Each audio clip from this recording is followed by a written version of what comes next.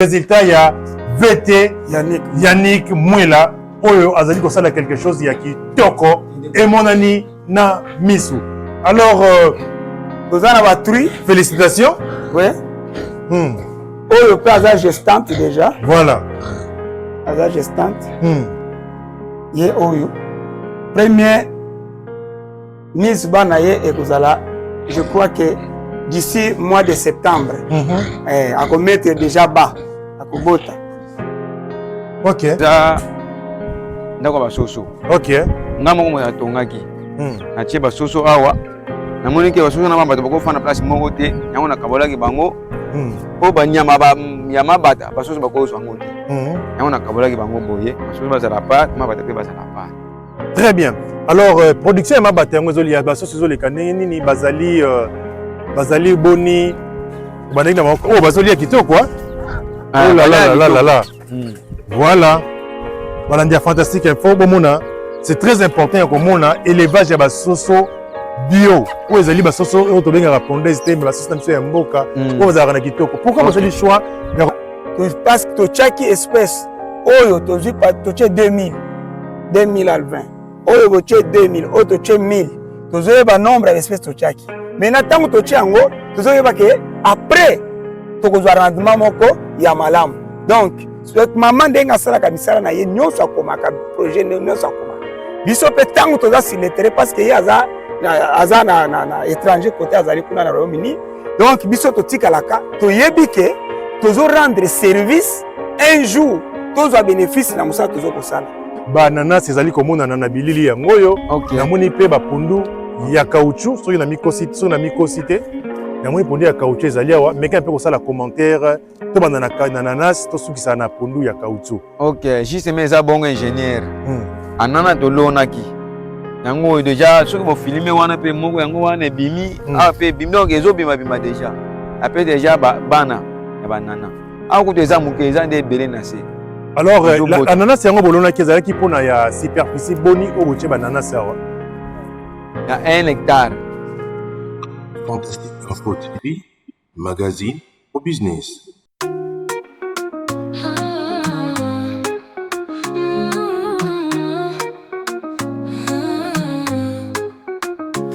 Nous sommes la chaîne de la promotion, agriculture, pisciculture, élevage en action, accompagnement pour votre réussite, agribusiness, notre mission, on s'y invite. Fantastique Info TV, interface de la diaspora, pour un combo bio, cultivons sans déboire. Agriculture, priorité des priorités, tout devient réalité. Gestion de projets agricoles, transformation du produit frais vers la consommation. Avec nous, chaque récolte est une victoire pour un avenir vert plein d'espoir. Fantastique Info TV, interface de la diaspora, pour un combo bio, cultivons sans déboire. Agriculture, priorité des priorités, tout devient réalité. Il est temps que les Congolais mangent bio. En santo salabilonga, c'est le mot. De la terre à la table, un parcours réussi. Avec Fantastique Info TV, le futur est ici. Le vrai changement de la RDC passera par l'agribusiness. N'oubliez pas de vous abonner, vous gratuitement. Fantastique Info TV, interface de la diaspora, pour un combo bio, cultivons sans déboire. Agriculture, priorité des priorités, tout devient réalité, réalité. Fantastique Info TV, la chaîne agro-business. Pour un Congo prospère, un grand succès, rejoignez-nous, ensemble construisons l'avenir vert de notre nation. Le vrai changement de la RDC passera par l'agribusiness. N'oubliez pas de vous abonner, vous, gratuitement.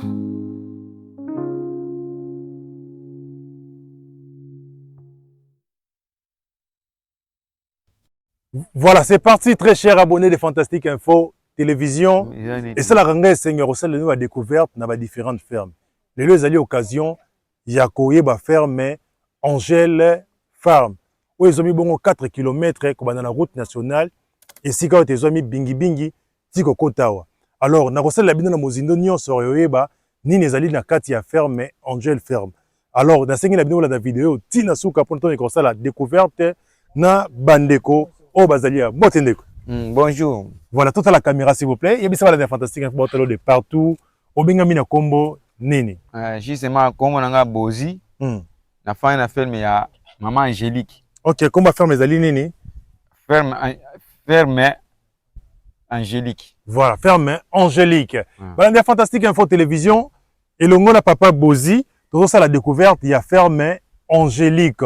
Ah on a quand il y a commune ya Sele. Alors, mais quand on peut la précision par rapport à la ferme Nabino, ils ont mis na mboka nini pe mais quand on t'a la carte ya ferme bozali na ba département nini, ba zone nini bozali nango o bozo sala musala. Toute la caméra s'il vous plaît. OK, ingénieur. Ah dozana na commune ya Sele. Quartier Indobo. OK. Na ferme so dozana ba élevage. Basoso, mabata, bangulu, maziba plus kosala bilanga donc union surtout ezali. Ah très bien. Alors ndeko Bozi yo salimbula boni na kati ya ferme Angélique. Bon en toi awande na to za bato sika. Ça il y a 3 ans donc to za bato sika. Yo za 3 ans on sait déjà 3 ans on se considérer comme tasika. Bon, wana selon na misala. Na no to ma activité na ne bandité. Non yango na lubike na sali na za muto sika. Voilà. Alors ngai miso na ngai betaka par et betaka bipai na bipai soki na commune esika na linga po me kotalisa ngai nazomona na sima wa basoso na mabata so to ko poussa na vraiment po me kotalisa balandi ya fantastique info peut expliquer bango soki ezali nini monsieur Bozi. OK, merci. Ezali nini yo? Bon, o eza ndako basoso. OK. Ngamo mo ya tongaki. Na tie basoso awa. Na moni ke basoso na mabata bako fana place moko te yango na kabolaki bango. Po banyama ya mabata basoso bako so yango te. Yango na kabolaki bango boye basoso bazala part mabata pe bazala part. Très bien. Alors production ya mabata yango ezoli ya basoso ezoli kanini nini bazali boni bandeki na oh bazoli ya kitoko quoi. Oh là là là là là. Voilà. Balandi ya fantastique info bomona c'est très important ko mona élevage ya basoso bio ou ezali basoso o to benga pondaise te mais basoso na miso ya mboka o bazala na kitoko. Pourquoi vous avez choix ya kobokola kaka basoso ya mboka boy? Bon. Toute la caméra s'il vous plaît. C'est pas tout beaucoup la basoso ya mboka po mama za na endurance. Ata malade ye. Po azwango pena ezaka pasi. Yango sali ke tout beaucoup la basoso ya mboka. Mais comment vous arrivez à gérer ne bazo bokola le maki? Est-ce que bazo se multiplier déjà? Bazo se multiplier. Ma multiplier, si on est na saison de saison sèche.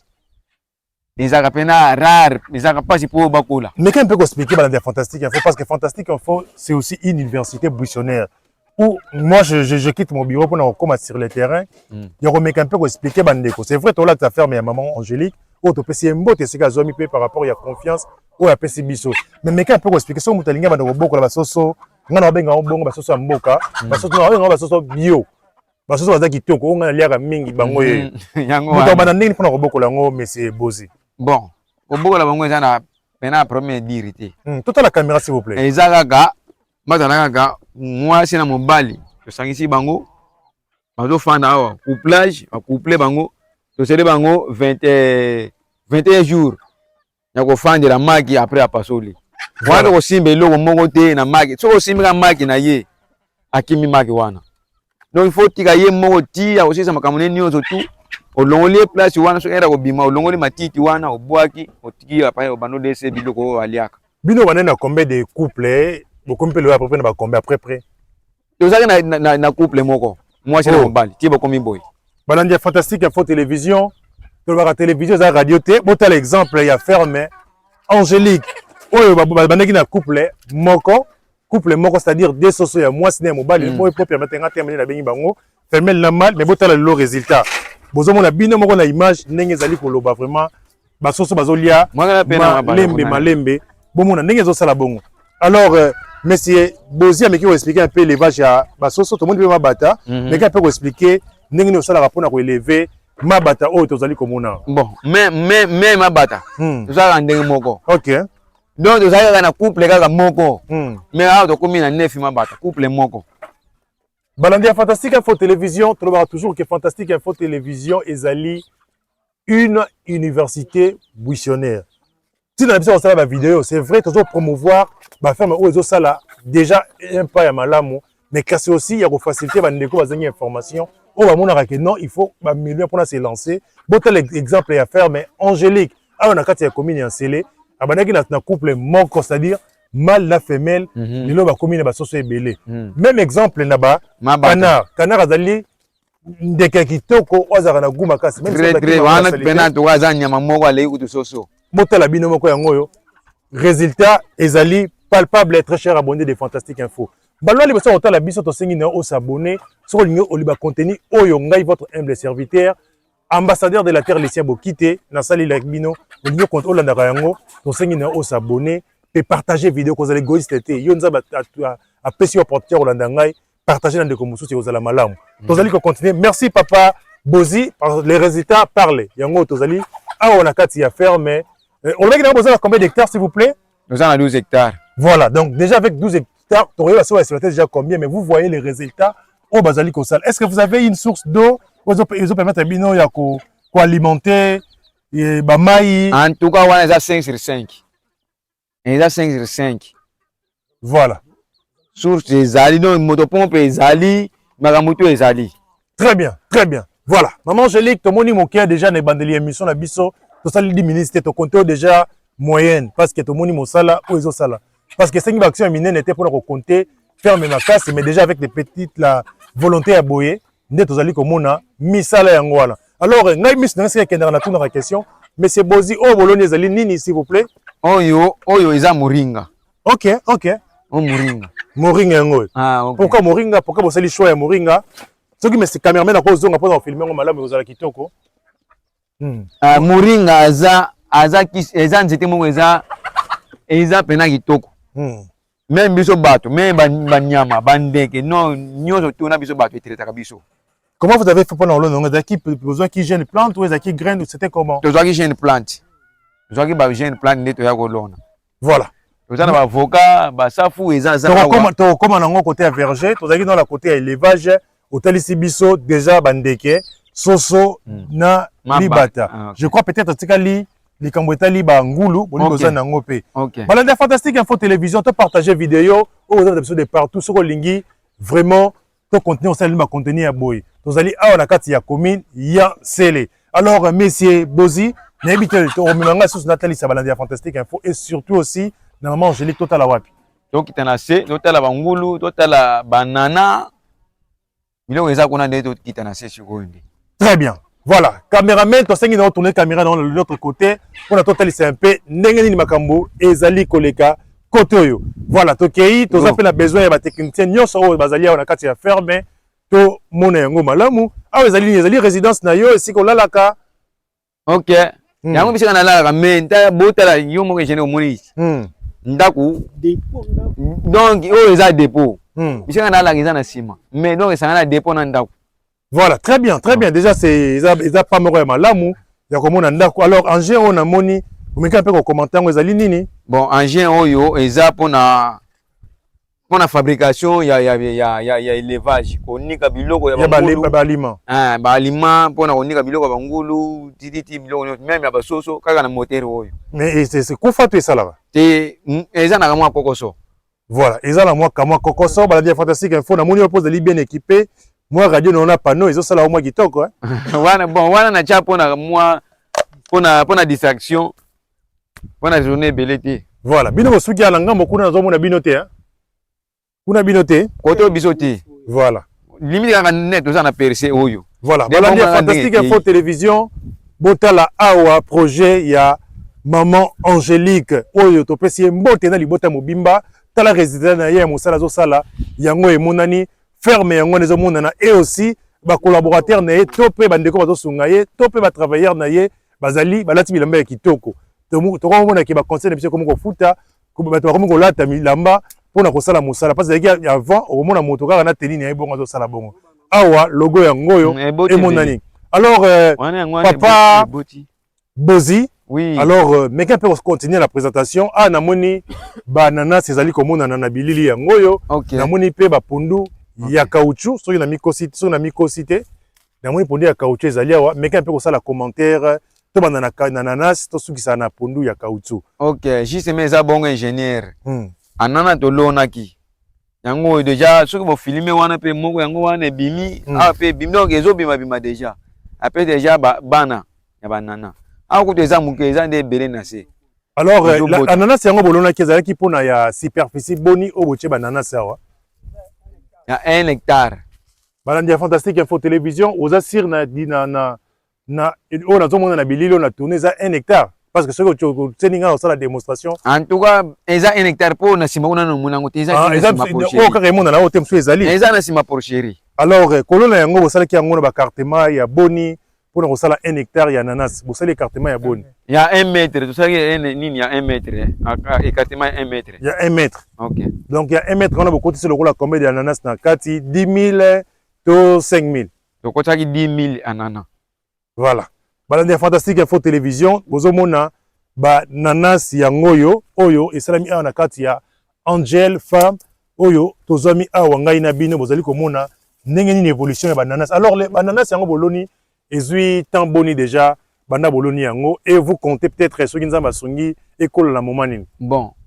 Anana ingénieur neza boye pour ebota. Ça la ranet une année. Pour ebota une année.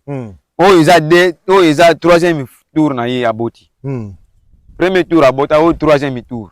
Oh déjà bolia déjà. To lia déjà. C'était comment mais quand peut expliquer bino besoin des récoltes, c'était quoi récolte qui échec résultat de un peu mitigé. Ezala qui récite comme mais quand peut réussir balandi fantastique. Échec ezaki te ezaki pena kitoko non o liango na gona ngo na muno mo santi ke wana na pena. Mais ezaki des usages comment dire individuel to ezaki des usages moko comme Excel bo tekaki pe ozaki mbongo. Te wana ezaki comme ezaki individuel. Po wana ezaki bandeli biso moko to meka ngona na po eloko soko ozo teka fo yo moko pe o liango nanu avant ko pesa ba bande ko mususu. Voilà, mais quand même, vous liez ananas à 1 hectare, binomoko, je ne crois pas. Ils ont 1 hectare, peut-être. Voilà, oui, maki moko net oliaki. Au deuxième tour, mususu maman de amemakango, ota salaka. Voilà, maman de amemakango. Les résultats sont là, très chers abonnés de Fantastique Info Télévision. Alors, bongo, pour nous à caoutchouc, tous signalé Balandia Fantastique Info, tous allés à 8e mois, ils allés saison sèche. Les bozali comme on a un peu bilanganeng, ils allés. Alors, pour il y a pondu ya caoutchouc le binini. Bon pona pondu caoutchouc koto yo saison 16 biso awe zaka pena mai zaka pasi. À partir 4e mois de pondu katanaka. OK. Si décembre ndé boko zonga la pondu ndenge za boyezati. Soki ezalaki en tout cas ingénieur olingo sepela pena. Olingo lo pema kamususu te olingo kata pena ozuka donc oziba vidéo ya pondu. Po saison 16 ndé yango baby shango. Ndenge za la même olingo mata demi pi wa pondu ezake même on va le dire on ndunda on pondu te ba lo bakeng ndunda. Voilà. Saison 16 ndango esalango boye na décembre ndé nzamba kosunga koyaka kokuta ngonde kozala. Voilà, nzamba kosunga na décembre. Alors comment vous ne pensez pas faire la culture il y a contre saison parce que maman Angélie Kazali na Congo tada pe libanda elle est informée par rapport aux les gars pour lancer la culture à contre saison. Vous n'avez pas un moyen à irrigation, c'est-à-dire que vous puisez mai peut arroser pour nous même maintenant la pour les bottes kitoko. Vous ne pensez pas à ça? Bon, wana to kanisa ngo ingénieur. Et loko ezo sala pasi kaka tala na mai eza musika. Tozana ngomba. Po mai ya na sterne oyo. Moto pompi aliaga 2 litres. Po to na sterne oyo. OK. Siko po sterne to no sopela bilango nyonso. Faut na batio. Mbe na machine moko boye. Ezo tambola après 100 mètres ou 200 mètres pour pompaga, nous on est à la propre. Très bien, monsieur Bozi. Par rapport, il y a partage dans nos partages, connaissance dans nos partagés, Nabalandia Fantastique Info Télévision. Alors, comme une étape, nini monsieur Bozi, ou Euromek un peu comme Talisa, Balandia Fantastique Info Télévision. Tu continues à département nini, ou tu continues s'il vous plaît. Bon, justement, justement, na porcherie. Na porcherie. Oh, ils adressent. Drèche to sangisa na Balandia Fantastique va mon adresse parce que to lobby kaka mais quand tombe là. na zwango kana maboko. Ok. Eza drèche. Là qui c'est la caméra. Ingénieur vétérinaire azali akoko ya expliquer pe na ba mona yo aza nango. Ah, donc, il y a un spécialiste autour de ma question. Vous allez faire mais géré par un vétérinaire. Ah OK. Vétérinaire azali. Très bien. Ye muta ko yeba neto to sala po ngana za na lesaka. Ye muta pesa nga biloko ke te bozi sala boy. Ndinga na ye na sali. Très bien. Donc, on va guider. Voilà. Merci beaucoup pour la Fantastique Info Télévision. Nga dalinga ba rendez-vous ya boye ya ko solo na ba technicien pour nous partager mayele, to sauver ba milimo ba ferme oyo et be basara mo ko tsara l'arte. La Fantastique Info Télévision, le toza la mission ya ko délivrer ba ferme oyo ezali improductif et comment productif. C'est-à-dire que au produire le côté bon ko utaka na poto nga na zo luka dazali vraiment monsieur ko divorcer ba mabala wana salama wana pour na ko produire. Alors moyen ko sala ngo ezali ba descente na sur le terrain. Il y a un peu partager le message, il y a côté évangile, il y a malamu na etali agriculture. Alors vraiment merci pour Nathan Ayo, Torozong Elayo, na micro solana spécialiste enfin que amika découvrir amika pesa biso makamu ya malamu. Mbote VT. Oh, mbote ndeko na ngai. Voilà, là tu micro pour Nathan solana malamu ma. Bonne santé. Que nzamba sungi par la grâce de Dieu tout va bien. OK, voilà. Donc na sepeli na ndenge bo disposer tana bino bo zelingai pour nato meka ko solo là. Na lingaka un peu meka ko présenter pour na ba ndeko na yo ba congolais da ba congolais ba otalo de partout na mokili mobimba. Obenga mina kombo ya nani pe ozali nani, rôle na ozali nini na kati ya ferme Angel Farm. OK, merci beaucoup pour na maloba. Na benga mi na kombo ya Yannick Mwela na kati ya ferme Mama Angel nazali technicien vétérinaire. Okay. Nazali qualifié na technique vétérinaire ngai nde mutu na simbi makamu élevage ba traitement fabrication ba aliment kati na ferme Mama Angélique. Merci beaucoup bana Fantastique Info na ba yebi na mobimba na yo malamu. Alors toni ko tasiko na lisolo ya kitoko o tozali na yango to moni porcherie a ezali na linga un peu meka ko yebisa biso porcherie ezali na combien de loges porcherie ezali na dimension nini si possible aussi. Oui, oui. Répondre à des questions comme ça. Merci beaucoup. Ndenge toza liboso na porcherie awa. Toza na 10 mètres. Ils na 10 mètres sur 5. OK. Alors, nombre ba loge tokokota na 4 po bo vivre yango, batpe ba mona yango pe ba bibwele za na 4. Vraiment na faible na biso awa makamunyo seza OK. Na 4 ya porcherie toza na 8 loges. 8 loges za na kati. Na monaki ndenge boza kotalisa ndeko pona makambo ya balima fabriqué ya drèche. Biso na ferme oyo to ndenge to telemi awa bandeko boza na biso de partout. Toza na fabrication ya balima ya bétail pe ya ba volaille. Donc moteur oyo balakisa ki bino monaki kuna yango esunga biso pona fabrication ya aliment. Donc aliment équilibré c'est ça. Équilibré oui. Mais ba plante mususu ba mona ba moringa wana ezo aider biso parce que za ba plante oyo ezo contribuer na fabrication et alimentation équilibrée. Eza trop vitaminé alors na volaille to na bétail yango e joue un rôle moko très important quand na fabrication ya balima. Donc ceux qui peuvent bandeko de partout bazo kolanda biso ba on appelle na besoin ko découvrir pe balima to ko fabriquer toza disponible na kati ya ferme Maman Angélique pour que bazala ko ba kwa kozwa ba produit oyo biso zo ko fabriquer na kati. Très bien. Donc, est-ce que les résultats sont palpables? Oui, les résultats sont palpables. Na kati. Parce que télévision, la radio, hein? Oui. Oui. On le bagage na kota na kati na banga katatu nele ngulu te na kota totali. Ngai naza disponible. Naza disponible to kota na kati parce que mon santé parce que zala ki mana ko bato kota te. Na lingi yo omo na pe bande ko musu de partout ba vivre. La télévision zali radio te. Sans plus tarder, tozo compte na kati ya porcherie, on a kati ya ferme Angel, ezoli bon na kati ya commune Yansele. Bozo mona binto mona biso moko eta ya bangulu bazali, nde na kati kuna na retourne à toutes les questions possibles na papa na biso technicien vétérinaire oyo tozali na awo. Maloba toto ke ngambo yo tamosa biso to kota. OK, tokokota na kati. Tokota na nzela nini? Tokota na nzela o ndenge toge na gauche. Voilà. Tokota oyo ezali citerne. Oyo esungaka biso pona mai.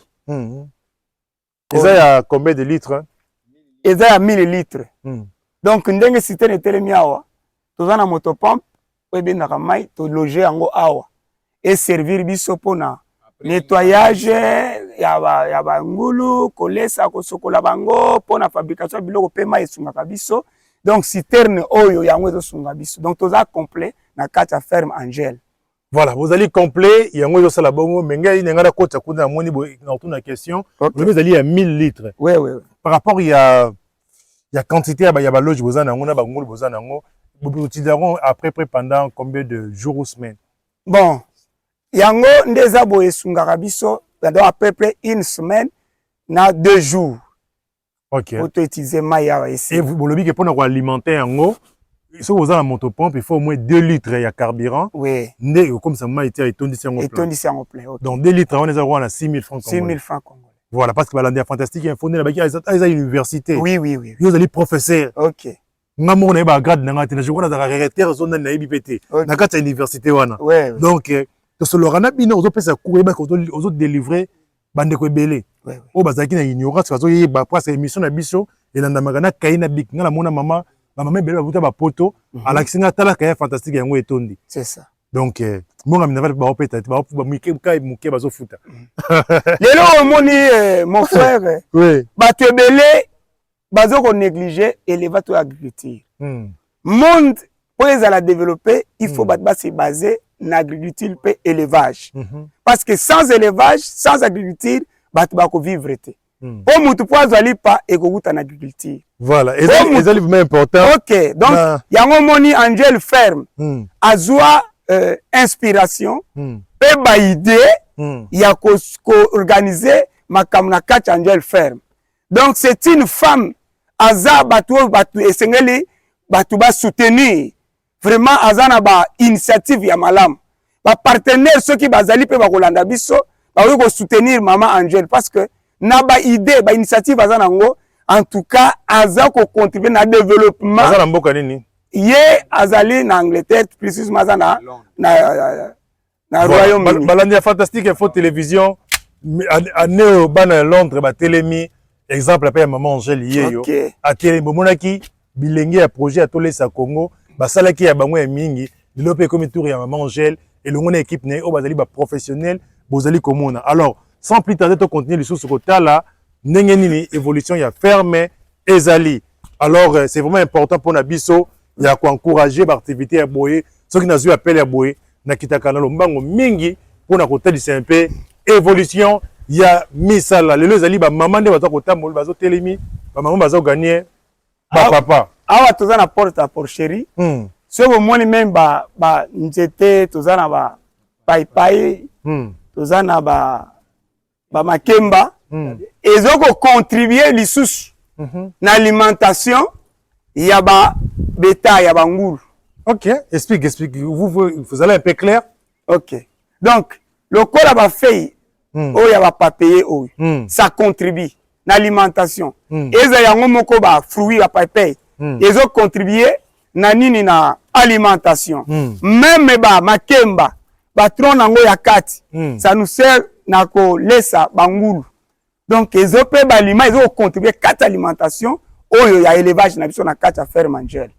Voilà, alors vraiment félicitations VT na musala bozali ko sala ngai fantastique info télévision remarque liboso ngina sala déjà wa ezali awa boche moyen ya ko tomeka ko se désinfecter ezali te na moni yango te.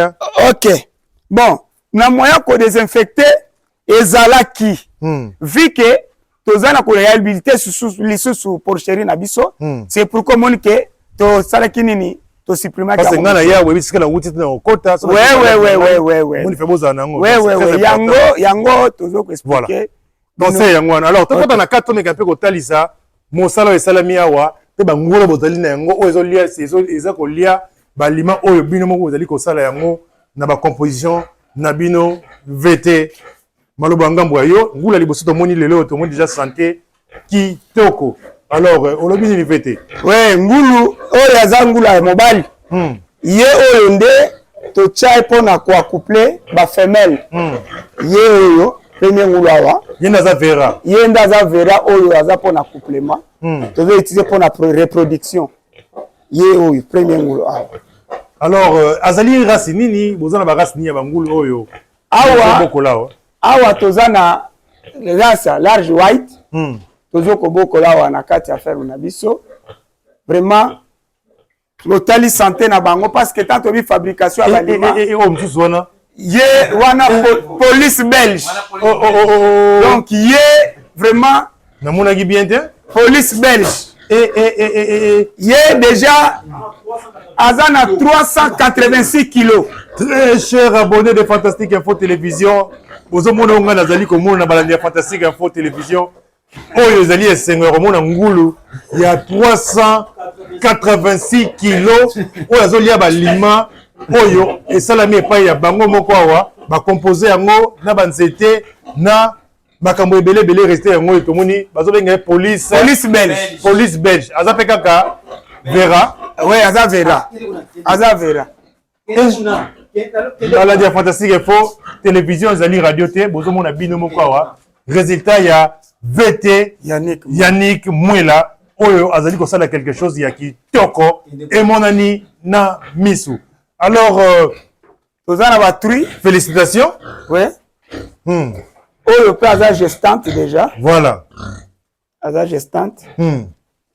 Ye oyo premier mise bana ye ekozala je crois que d'ici mois de septembre à commettre déjà bas à kobota. OK.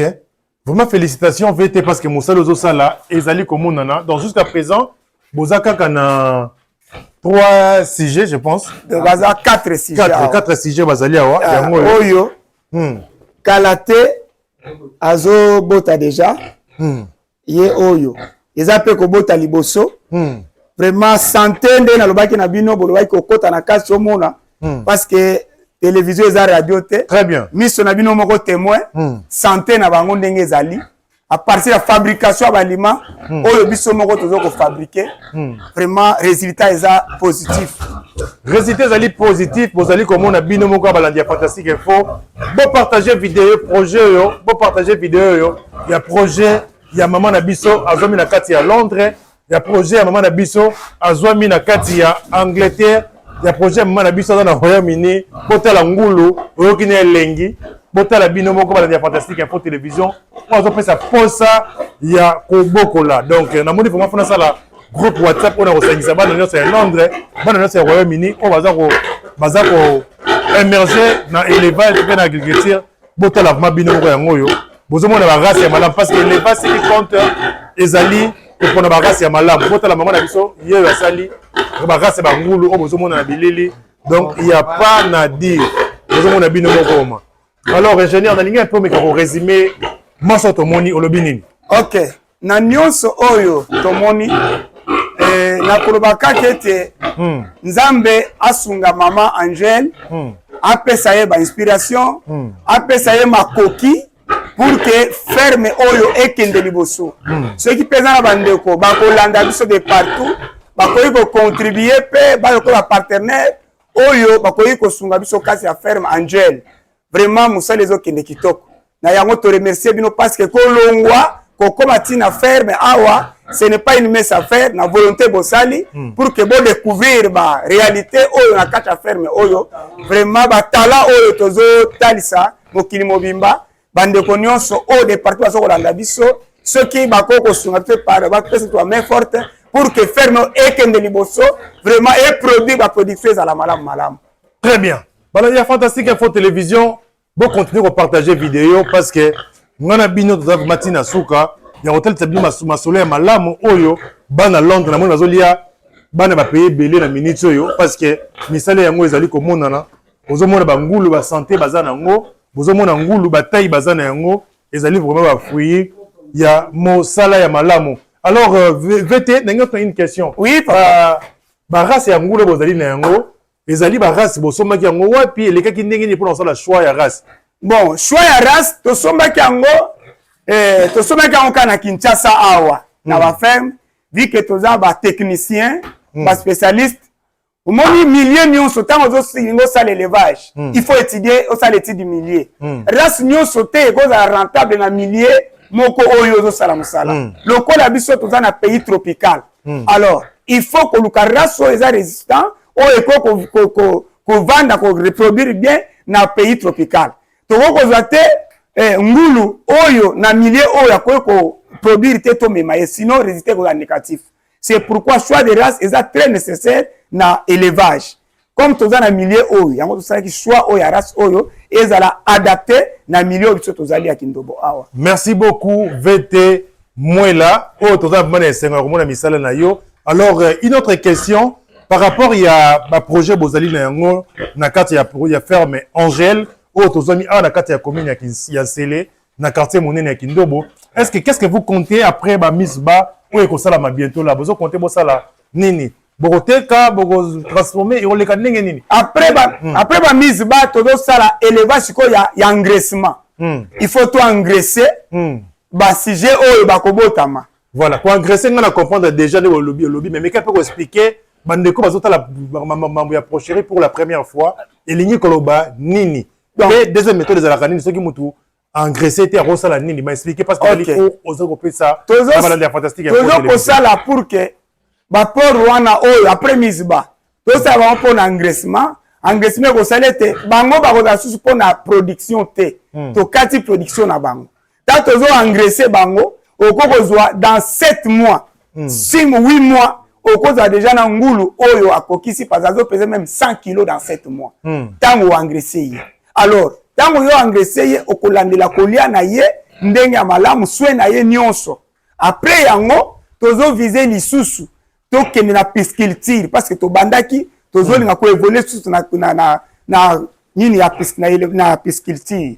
Très bien vraiment félicitations VT Mwela o to moni misala on a déjà engraissé to couplera déjà ye wana za déjà ya za engraissé on a déjà engraissé on résultat mon ani donc ye a engraissé donc résultat on est mon ani il y a encore 386 kg 386 kg mais alors quels sont les aliments au peut ça vraiment na bangula bazali engraissé pour na epesa ba résultat ils ala ndenge nini bon na bangulu oyo po ba pesa résultat malamu na ya engraissement et puis epesa mina mutu nyonso te ayeba ndenge ya ko engraisser bango parce que le spécialiste il faut spécialiste parce que confusion ekoti mingi lelo parce que même ndeto ko fabriquer ba biloko ba aliment wana il faut un spécialiste un technicien bien formé kasi bino ba komaka ba concurrent la bino ezaka ba ndeko wa ba papa bozi aza Porsche na yo azomona ndenge ozo sala lobika pa akomi yena akomi VT bazwela alors oui VT zoya hein ozomona biloko ngeza mingi bato oza ozali oyebisaka esala bo lobi bango moko ase autoprogrammer vétérinaire bango yeyo hein alors na mutuna botuni na bango ba moko na mutuna botuni ba ndenge ni to sala ka ko fabriquer ba nini produit alimentation ba bétail vraiment mutu alingi a découvrir ango il faut y sur le terrain moni eza ba secret mususu oyo ndenge za déontologie musana na biso ndenge ezaleli ba ya sur le terrain surtout tozana pe na besoin ko former bato alors ndebo lobi télévision eza radio ti donc bandeko baya to ko former bango à partir ya awa ndenge ko fabriquer ba aliment ya ba bétail to ya volaille toza disposer pour na ko former pe bato. OK, est-ce que ngulu to engraisser qui to ngai mutu na engraisser qui ye parce que ça c'est une question ya pratique ndeto moni résultat ngoyo balanda fantastique il faut témoin bon dans la confirmation ngada moi tembe engraisser qui tote yeah OK excusez-moi parce que là mutu un peu oyo to linga to mona balanda fantastique il faut télévision total un peu résultat oyo ya engraissement oyo salami awa et pas ya VT Nabiso Mwela donc résultat ya ngwana c'est biloko oyo bandeko mingi mais qu'est-ce que vous allez commenter par rapport à bandeko le barangulo azali engraissé azala kitoko te azaba foot ebele qu'est-ce que vous pouvez commenter par rapport à cela ngulu oyo azala ka engraissé azala kitoko ezata mutoko fabriquer balima ezala ba nini mususu to chaka na kati oyo ezali ke ne bansu bazwa ka conception ke ngulu engraissé mafuta mingi aza mafuta mingi te azana viande ya qualité ndenge tozo engraisser okanisa te ke bato bakanisa te ke ntango akomi boye mafuta pamba te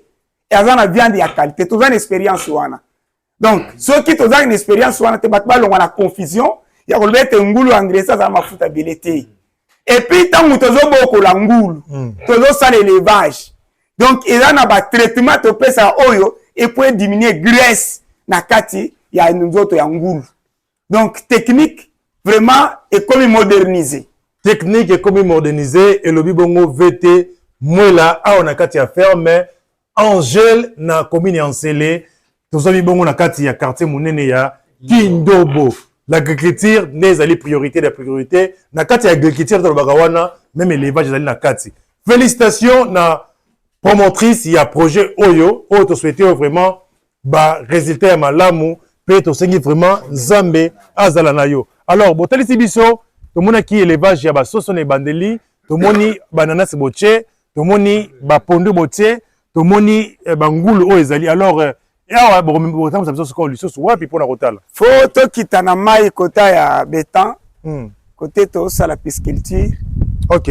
Sengeli tokita kuna bon mais kuna nana zo chapeauter projet kuna ezaka yo kuna ngai mnazo chapeauter ensemble na muto azalaka na kati ya ferme papa Bozi.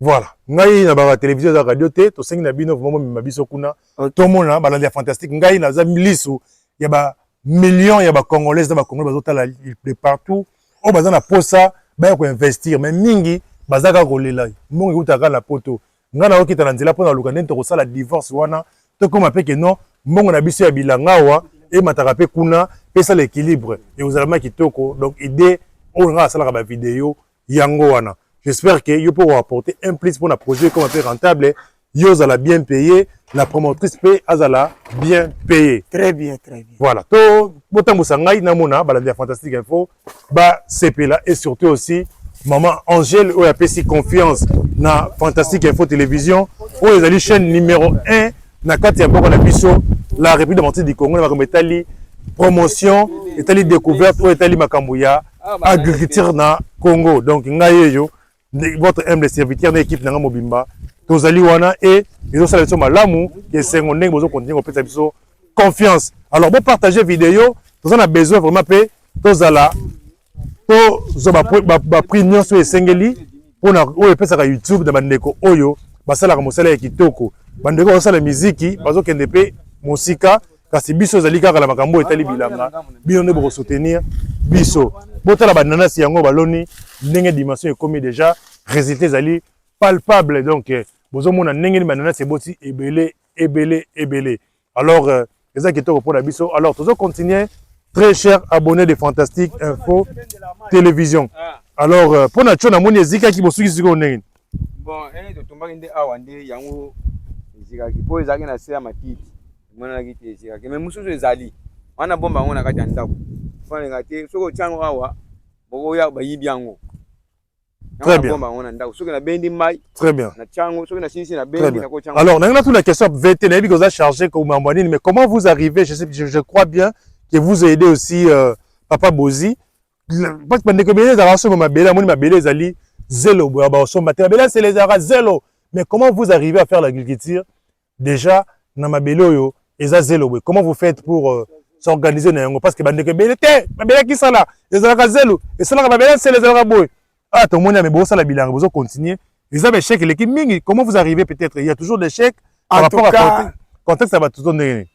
Donc na contexte à batu bazo ko ba mingi te. Mabele na biso nanu ya Congo eza riche. Bomoni résultat banana. Yangoyo ezopesa. Biso mabele na biso eza riche. Bomoni makemba ndenge pesi. Donc mabele eza na problème te awa. Mabele na biso eza riche. Toza na problème mon côté. Donc tout est cas, donc tout est positif. Katina ferme na biso, ferme Angèle ferme. Mais comment expliquer, résumer un peu mabele dali sablonné. Bon, comment il y a un peu baba mabele on a zwango. Sauf que ah mabele eza la vitamine T, on a reçu maté tout ça. Mabele eza riche. Oui, tozo amandé yango. Bon, ndongo moni yango parce que nous sommes dans saison sèche. Alors yango ozomona ke mabele nyonso parti ezoprésente lokola mwa bazelu bapoussière mais mabele eza riche. Voilà, pour retenir mabele ezali riche, très cher abonné de Fantastique Info Télévision. Là, tu as dans la zone où est la pisciculture, total la nelo nini na frati à ferme Angèle Oyo basili ko sala awa vraiment. Tout mona tout ça ndenge ni ezali ko leka. Donc balona liboso ko tala biso très cher abonné de Fantastique Info. To sengi na yo o s'abonner peut partager vidéo Oyo kozala malamu. Ngai nazali votre humble serviteur monsieur ambassadeur de la terre Lucien Bokite Oyo na kitaka na terrain pour la promotion ya makambo etali agriculture. Ezali la promotion ya pamba te mais repesa ba opportunité na bandeko Oyo bazolinga ko investir na kati ya mboka na biso la République démocratique du Congo. Alors tout le monde a rango dans certains pays où on a voyagé et c'était plus ministère de l'agriculture azo sala ba contenu le rôle ngai boy mais o ezali chaîne moko tozo bunda na ndenge na biso ezali chaîne privée oyo tozo na vision tozo sala toyebi qu'un jour makambo okende malamu. Alors tozo poussa na maleme nga ko mo na elingi ko na kola mai alors to poussa na total vraiment eloko nini salami awa na kati ya ferme Angèle oyo ezali projet ya maman na biso avant na kati ya mboka ya Londres to oyo asaleli biso mosala ya kitoko et mon ami donc vidéo lelo et me ko encourager bandeko nyonso oyo azalaki na projet na ye alingaka abandonner yango ko abandonner télément il y a toujours comme ça ce que quoi télément un jour il go pesa yo rester malamu lukane ba malamu on va retravailler na yo Fantastique Info Télévision aza ko continuer ko accompagner ba investisseurs nyonso oyo bazali ko sala na secteur ya agriculture. Très cher abonné de Fantastique Info Télévision, est-ce que vous avez la maman Angèle Maboko, vous la bino moko balandia Fantastique Info projet ndenge ezwami. Donc bota la betan ndenge ezomona na kitoko na bilili kasi to retourner ba détail pour na koyeba nini ezali na kati ezali kana esthétique ya libanda to pe na kati ezali na bambisi oyo ekopesa mbongo lobby. Donc alors to lobby ke télévision ezali radio te malobo ngambu ya VT Nabiso Monsieur Mwela. Alors, tout le monde va être en mais qu'un peu commenter par rapport à autres ali komona où ils avaient été na bino, ils ont combien de temps déjà bossali, c'était comme les cas qui n'engagent un peu au micro expliquer. Donc on peut sûrement le bas après, VT bien commenter. OK, ah tous ali bosser avec temps. Na Angèle la ferme. Ils ali bétan parce que toi tous appels na pisciculture. Bétan yango tous a toujours na continuer pour être continuer comme ça la bétan. Parce que tous en élevage, tous en pisciculture, tous en agriculture, tous en salam salawana. Ah, bon, ils ont combien de temps dans Bossali? Bon, awa, ils ont déjà 3 étangs. 3 étangs. Tout pour ça, on a déjà bandeko mona yango. On a tout mis commenter vraiment ensemble. Tout peut ça maloba ngambo ya ndeko bozi. Je croyais pas aller permanent wa. Yem tala la kawa, aïb masola boutawa. Ninge le kaka. Donc, on a un peu commenter les biseaux par rapport à béton. O bazomi nango ezali betan ya dimension nini boche combien de mbisi et vous allez vraiment esengo mingi pour na biso ya koyeba yango o pe na ngambu na bino mai ya pembe ya para bino kaka mai yango to melaka nde yango oyo oh mai nde to melaka nde yango oyo kongo na biso da riche eza mai moko yango wana wow melaka yango pe to sokola Eau potable. Oh Je prends eau potable, maya mboka na biso maya pembe quand eza mkebo mbisi moyete. Mbisi moyete nzombo, ngusu, ngolo, tilapia, kolo ya sauvage, kambanyoka ebele. Wow. Ma ndo monika na tambo ba mama bazalaka pembeni nde bazo kata mai bazo pepa na bango. OK. Donc toza très riche. Mai pe ya komela yango, on dirait ça na congélateur, mais congélateur naturel pena po eza na zamba. Voilà. Yango nazomela. Balandi ya Fantastique Info, bozomona démonstration ya mai oyo. Mai ngo benga na kombo ya nini? Mai benga ya kombo ya liji. Mai liji? Ah, liji. OK. Ah. Benga kombo ya liji. Wow. Donc yango bomelaka yango. Lili makasi. Il est kutu congélateur. Même ko sokola ero ko sokolate. Malili. Soko za pena mbalite bien moi c'est ko sokolate malili. Très bien. Merci beaucoup Balandi ya Fantastique Info Télévision. Tozali toujours continuer na kati ya ya kati ya nini na kati ya vidéo na biso pona koyeba ndenge nini tozo sala. Alors tokotuna ma quelques questions na bandeko na biso oyo bazwami awa sur place pona koyeba. Alors papa Bozi tozana vete tozana yo tolinga peut meke ko expliquer tozonga vraiment la sujet na biso awa tomoni mai to sepeli mais kasi awa etant ezali ya combien pour ça to bandeko ba mona ba etant ndenge ezali s'il vous plaît. Tozonga na biso malembe awa ezali etant déjà boche mbisi ezali etant ya combien de superficie d'abord eza identique to ndenge ni eza identique eza identique eza 6 mètres carrés na kosi nakosi kosi 6 mètres carrés te wala ubungi to peut ça fait maloba parce que à précision eza vete nga soki boza na précision te natambola toujours na bébé na ngai oyo OK na olakisa bino so eza combien OK awa ezali na 20 mètres carrés. Très bien. Donc tozali awa na étant ya 20 mètres 20 et ça le roi 400 mètres carrés ya béton tozami na ngwa. Alors ils ont la bazana les 3 étangs il y a 400 mètres carrés. Oui. C'est ça non? Oui. Vous avez 20 mètres, 20 mètres, ça li 400 mètres carrés. Alors bloko ni boche na bambisi nini? Bambisi nini boche na kati ya béton. Na kati ya béton tozana ba tilapia tozana bangolo bamingusu mboto pe eza na kati. Mais oui na mona bambisi na étant na mona ndi bazo sala na mona bambisi wana. Mais alors comment vous arrivez nini bosali na habité soki vraiment vous êtes spécialiste ya projet ngo ezali yo ou bien il y avait quelqu'un d'autre mais comment bo sangisi au moins on tengeli au moins 3 espèces ou 4 espèces. Oui. Il y a bambisi. Est-ce qu'il n'y a pas moi comme prédateur pour nous soutenir lier comme les alités? Bon, oya liaka. Parce que bolobi ba mungusu, bolobi ba mungusu. Oya liaka mususu azali. Eza lokola ba mungusu wana. Voilà. Mais to comme ce qu'on a niveau siko tozo linga to sala pour partager. Espèce ni espèce bazana etana bango. Pour que to koka ko évoluer malamu. Donc espèce ni espèce tozo linga siko yo to tia na etana bango. Ba mingus ni tana bango, bangolo ni tana bango. Donc pour que tous en a rendement moko malamu. Voilà, merci. Mais comment vous faites tout me resolo là parce que n'est pas que biso zali université Buissonnière. Oui. Donc vous allez professeur moko ya lokumu ni na bengaka oto so na lelo ozo sauver ba milimo matebele par rapport ya connaissance na yo ozo partager na bandeko na yo. Izo ke ne pas mbaté. Fouye na ngo ezali. Alors bo sali 3 étangs, il y a 400 mètres carrés. Les éléments très importants, il y a Romonango. Mais est-ce qu'il y avait un plan précis? Là, on a vu que ça avait été, c'est-à-dire dimension, il y a superficie, profondeur. Est-ce que vous avez pensé à ça? Est-ce que vous avez pensé à un système, par exemple, il y a drainage, il y a maïs? Est-ce que vous avez pensé à un système, il y a enrichir étant? Est-ce que vous avez pensé à ça? Mais qu'un peu partager connaissance.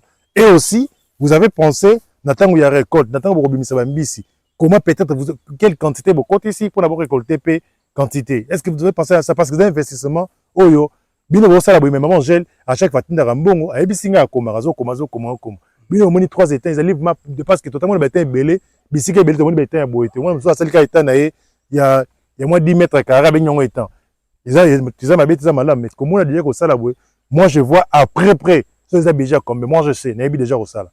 Comment vous pouvez commenter na makambo sur na lobby? OK. Na makambo nyonso bolobi eza na mutu moko te asalaka investissement na mutu. Donc mutu a élaboré projet que non na kosala boy nyonso azosala azokoma tango tozwaki idée o ya okota na pisciculture tosali étant ya par exemple le premier état 20 mètres carrés profondeur nango to calculaki yango ndenge eza boye profondeur ezopisa biso ya 2 mètres eza 2 mètres na profondeur. Na 2 mètres wana parce que to chaki espèce oyo to zi pa to che 2000 à 20 oyo bo che 2000 oyo to che 1000 to zo ba nombre d'espèces to chaki mais na tango to che yango to zo ba ke après to ko zwa rendement moko ya malamu. Donc maman ndenga sala ka misala na ye nyonso akomaka projet nyonso akomaka biso pe tango to za sur le terrain parce que ya aza na étranger côté azali kuna na Royaume-Uni. Donc biso to tikalaka to yebike tozo rendre service un jour tozo bénéfice na musala tozo kosala jamais ko toko s'hazarder kosala musala kaka bongo osali oyo za na calculité ozo kosala musala na mutu il faut la calcul à peu près ezala ndenge moko. Donc rendement tozwa keza malamu na pisciculture na biso siko tozolinga to développer siko parce que na lobaki na bino ete tosangisaki d'espèces nyonso na kati mais awa tozolinga tokabola tozo continuer kosala betan totia espèce na espèce na état na yango pour que to yeba kozwa rendement ya malamu. Merci beaucoup VT, merci pour ya partage ya connaissance na yo ozali ko sauver milimu ebele balandi ya Fantastique Info Télévision. J'ai encore une autre question à retour na yo mais na singa la bandeko balanda biso de partout. Oazana biso depuis Royaume-Uni, oazana biso depuis mboka ya France, oazana biso depuis mboka ya Belgique, oazana biso depuis mboka ya Canada, oazana biso depuis ville province ya Kinshasa, non, la République du Congo. Oazana Lubumbashi, partout oazana biso. Malona liboso ko sa ya otala biso to sengi na vraiment omeka ko s'abonner. Façon na yo direct ya soutenir ngai na équipe na ngo bizali d'abord ya ko s'abonner. Tout le monde va abonner ba bakisami, tout le monde va liker vidéo. Partager yango ko za l'égoïste été et puis ça nga makasi ya ko sala la bino ba contenu ya boyeli susu parce que c'est pas facile. Alors VT bon ebimi bo meki déjà ko investir.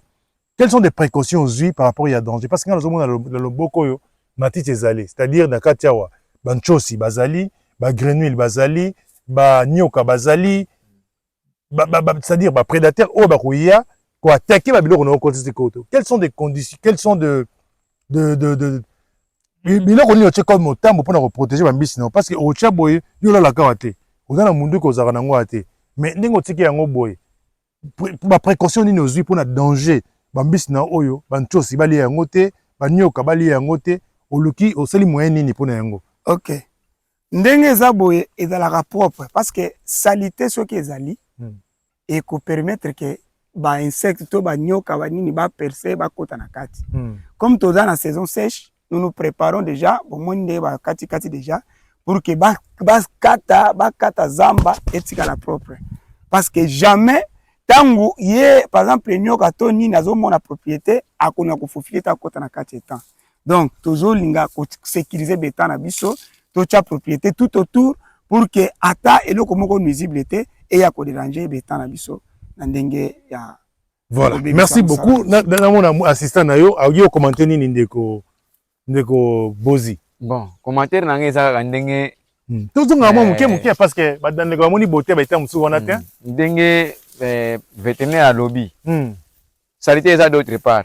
Koto yoza salité, koto eza propre. To sala ke bopo na saison sèche. Mais je ya pluie, ils a peine toni mais makazi ya rapona sargilage. Parce que moi, j'ai une expérience, je suis pas là. Papa lycéen, je suis 2020, je suis un petit billet, je suis 50, papa lycéen, papa lycéen, je suis là, je téléphone, j'observe, mais je suis toujours na place. Moi, je perds, il y a un monde qui non, lobby, maman Angèle, je suis un lycéen, je la surprise de la femme, ngape na yé n'équipe na mobimba d'abord na tambola ko felete fo budget zala a futi pe budget na kiti to ça récolte pas mbisi zalité mundu so loba keno c'est que papa Bozi mutazala kawa a pêchera ba mbisi wana OK musu so loba c'est que ba nyoka bali yango musu mutaza na raison d'ailleurs loba c'est que on leke belé mais pourquoi bino bozo lingate ko déjà ko sécuriser projet na bino je donne un exemple bande comme ça loba ils ont na matite na yebisa bino en privé ceux qui ont tchango pemeni tout dit on a baita et qui me saraba nchosi ba kota te ba nyoro ba kota te na yebisa bino musu ba lobaka ke non directement faut ba moustiquaire o ezaka moustiquaire to la raté mais ils ont ba moustiquaire o ezali prédateur prédateur o anti prédateur je vais dire ceux qui ont tchango pemeni nyoko le so tango mona nani ndeka kangami nyoka kangami pourquoi bo meko sala honte parce que ezali to za ba congolais to solo là le bozali bozo c'est ka ba ntu ba biloko e kabola ba famille bango bilanga boye yaza me kabola ba famille ntu ko minemi bata poto me baloba na to maka pas ligne le bout alors c'est le roté c'est retirer fiu malembe non sur la vérité je suis l'interface de la diaspora nayebi pas il y a poto nayebi pas il y a biso to za sur place c'est pas facile mtaina condition boye nayebi pas c'est ba bazali de na ba fin fond nayebi yango parce que na kitara partout na bimaka pe nayebi alors dans ligne zalama nous avons bien interface, il y a soulager, tu as penser la question, pour le lobby, nous avons bien le téléphone chaque jour, mais en réalité, il y a une partie qui est vide. On a conseil, votre humble serviteur, monsieur l'ambassadeur Lester Bokita, on a Pessibino, Nabalandi Fantastique Info Télévision. Tout le monde a vu mais total a tout visité Bétan Nengezali, les gens ont lu son mouté, il y a au moins un nembo sali moussali qui toko, Bambisi Zali est belé, Zali comme on a un monde banda kuna bango, Nenge Bazali, donc c'est un travail, Bambisi Bango Bazomonana, dans la question de son retour, mettons Mélana le soi, parce que le lobby est belé, génial. Donc, mais le lobby est belé, il a un peu soi, parce que, et dans la moi qui toko quoi. Mosala kitoko bosali yango yo nazomona ndenge nini bete ezali donc bambisi yango wana mais question na ngai yo okima ngai question na ngai za susu nini VT nga ozo kaka yo VT na la tao micro VT na notre question osali na bité na tuna kama moni comme na tuna kama na précisément osali choix ya ba souche nini ya bambisi parce que bambisi mususu biso bato leur obosi mwana eza ADN na yo ndenge ozali nzamba opesa yo. Mais quand vous avez ça l'élevage, vous avez na porcherie, vous avez le choix, il y a race comme il y a large white. Pour nani parce que azo s'adapter na climat na biso, pour nani azo comme mounene tout ça. Très bien VT. Alors, ba soa, il y a ba souche. Pour les banya mobenga ngo race non, ala biso comme ba souche. Ba souche nini oponi VT. Pour les bambisi, daka ba tout venir okena li bongo, bo pepi mbisi bo boy ki mbisi biso zana. Encore ça ta inane mazaka échantillon ndenge nzamba salela e foti na yote ozolanda ngai lycée na boti bana la ngai mes défis bazali bazwi ngai parce que les années nazali ndenge bakoma kozala c'est normal dans le long sala ya miete mais là ko zo bokola faut ça la choix VT ah olobi nini parce que na bambisi na tel dia muke on a lobi loko wana. OK bon yo premier choix to sala ki eza choix il y a réponse na pesa yino déjà liboso ezali tozana ba nilotika o to sala ke premier choix maintenant tozolinga sikoyo tokota na deuxième choix parce que tozolinga tokabo espèce na etana bango alors wana nde tokozala ko kabola ngolo tolinga tokota siko na ngolo. Non, je comprends VT, nazo comprendre malamu balandi Fantastique Info Télévision. Ah, bolobi bozana ba espèce, hein? Bolobi bozana ba clarias bangolo wana, bozana ba mungusu, bozali na ba tilapia pe. J'accepte nandimi yango. Na qu'est-ce que la tilapia bozi wana? Parce que la tilapia azana souche na ye. Ezana ba tilapia mususu oyo, nenda ba sala moi ataki toko. Maza kwa pichard. Moni kwa pichard. Aza goût, mais tay na ye, ezana mukebo. Mais ali na ba mabundu mususu oyo akoma ta munene, binga ba capitaine tout ça. Est-ce que vous kipe facteur voilà? Bon. Vous kipe parce que mbisi mso okeka na libongo. Eh, dans le kama lever. Tela ngai bu ba twele obongo. Nzamba sala ye. Eza lisumu nzamba sala ye bongo. Akoma 1 kilo te ata lien ndenge nini. OK. Akoma 1 kilo te za nzambe ndenge sala ye. Mais bino vous investir mutache l'art na ye. Yo zali tek projet, vous allez charger oyo simi projet. On pensait neloko yango lobe koma tambe se ebimia. Ba boti. Bon mon que non et donc ma tambi c'est belé mais parce que président a 10 kilos té mais tel est belé mike voilà vais te passer nango c'est une bonne réponse c'est une bonne question ngala partager la connaissance c'est une bonne question to penser na eloko wana très bien to penser na eloko wana parce que eloko mutu ya bozo marteler surtout mutazo sala ba dépense na ye mutu moko ta osa dépense pour abwaka non mutu sala dépense pour lobia bénéficier alors biso pe zo ko sala pour to bénéficier fait photo sala musala malamu. Surtout ça, il peut choisir ma bête, tu vas rendement mon mabe. Donc vous allez revoir ça. Oui, tu vas revoir yango. Donc na conseil na pesi yango na. OK, merci beaucoup. En tout cas, les conseils mieux que les conséquences. Mutu moko te na sa mokilo soka boyine conseil alingi anda kutana conséquences. Voilà. Merci beaucoup VT pour la sincérité na yo. Nous partager papa sunga biso, nazo mona ba mbisi, nazo mona ba bataille ndenge bazali donc projet zali vraiment kitoko, bozo mona bino moko ezesika oyo. Oro ya la famille, oro visiter yango. Tout penser pe balandi Fantastique Info na agro touristique. Fermé et cause là, car tout est cambis, fermé cause appel au combo taxé, bah tout vous avez des techniciens où vous partagez des connaissances que non. Au droit d'entrée na yo mutayo na famille à visiter par exemple $5. Les appels source d'entrée balandi Fantastique Info. Balandi Fantastique, les appels source d'entrée au la ferme agro touristique mutayo ko visiter boy. Donc droit par exemple $5, droit à commis VT azali zo expliquer. Maman Angèle, voilà l'idée dans autres sérieux parce que l'entrée ça raté, il y a roté ka pondu, bien roté ka mbisi, entreprise ali connaissance ou monde na raté, il y a ngopé ça là, écoute chakambong. Au les projets, vous avez visité, au salaki, investir, vous partager connaissance, on a moni bazu ba photo, et appellent la droit d'entrée, il y a ferme. Vous devez penser à le agro-touristique. Au sali, un moment qui t'ezali, qui t'es un mot quand t'es à Vandi, bazo solo là, moi, biquet des reliés, ça fait partie, il y a entrée à ferme. Nous devons passer à ça. Moi, j'ai fait des formations pour nous dimisambo quand on aille, bandeko wana. Ce qui conseille nangai, tant mieux. Ce qui est jour biso moko fantastique et photo aux alana ba koki, bon mona na muke na biso sali loko oyo et koki. Là on sera libre parce que nous avons déjà projet à mutu. Naza limité. À cause de l'autre notre ma bengi à moins qu'on soit mona.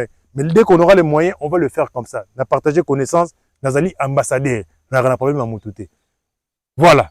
To comme na suka la fantastique info télévision, na moninga le maralangalte, ya ko lobezaki belé na éviter ce qui c'est comme ça hôtel les ali beto sukiawa. Ce que zali osu ezali awa le basu ezali nini. OK, le basu ezali vraiment to bandaki kuna to comme na betan awa to komi presque na suka mais to tamboli tous les 4 coups à fermeté vu que temps est recueilli vraiment nzamba sungambala simalisusu to kulinga bandeko na biso ndengo zali yo fantastique info télévision ambassadeur de la télévision Bokite ambassadeur Lucien Bokite tokolinga mbalasima ozongela biso lisusu oya komona ba innovation mususu ndenge musale zoko sale mana simana yo. Merci. Alors papa Bozis. Oui. Ah wabenga mingi Bozi. Oui, kombo na ngai za wana Bozi. Nde kombo na ngai yango wana. En tout cas na sepeli na neto ye équipe Mobimba. Na sepeli makasi surtout na papa Lucien. Na sepeli makasi ndenge oye ozi biso bima ozi mboka na ngai ndenge ezali mboka ya mama Angélique mboka na biso ndenge ezali na sepele makasi. Toza na posa nde ndenge oye otali mabele donc toza na bosenga makambo tu donc ekende liboso pena to sepela po bino bo sepela biso pe to sepela mama Angélique pa sepela. Ke naza na bato pena zwi ba élément naza na ba élément ne to dati ba teni oyo donc ezesengo makasi. Merci Balande Fantastique Info Télévision. Toton de bino, boton de mingi pour natana bino obozi kolanda émission na biso en direct à wana commune en Sélé na quartier monene ya Kindobo où tu as la découverte il y a Angèle Ferme. Alors balona les bosseurs au sein de hôtel à biso pour insister ou s'abonner sur le comme un membre pour nous soutenir biso et zali nango wana cliquer au comme membre avec déjà des héros comme un membre pour soutenir biso aux malamu. Donc, pour les personnes qui ont contenu, ça va contenu sur Malamu. Vous avez un projet au Moni, tout sungayo, vous allez toujours disponible et le monde équipe pour nous reçoit bino. Zambe apambola bino, to pesi bino nyonso, mbote oyo bolanda ki biso de partout. Zambe vraiment apambola bino et apambola surtout aussi la promotrice, il y a un projet oyo Maman Angèle. To kontenu bala sima, bye.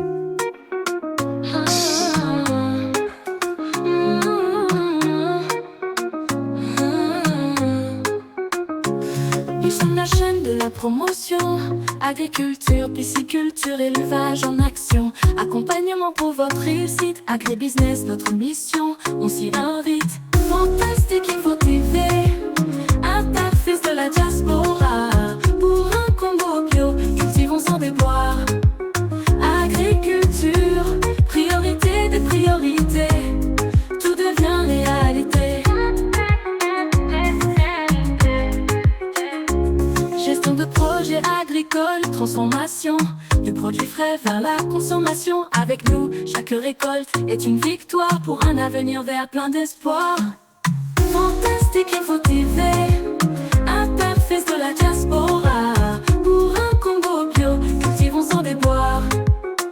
Agriculture, priorité des priorités, tout devient réalité. Il est temps que les Congolais mangent bio. En santos à la bilanga, c'est le mot. De la terre à la table, un parcours réussi. Avec Fantastique Info TV, le futur est ici. Le vrai changement de la RDC passera par l'agribusiness. N'oubliez pas de vous abonner gratuitement. Fantastique Info TV, interface de la diaspora, pour un Congo bio, cultivons sans déboire. Agriculture, priorité des priorités.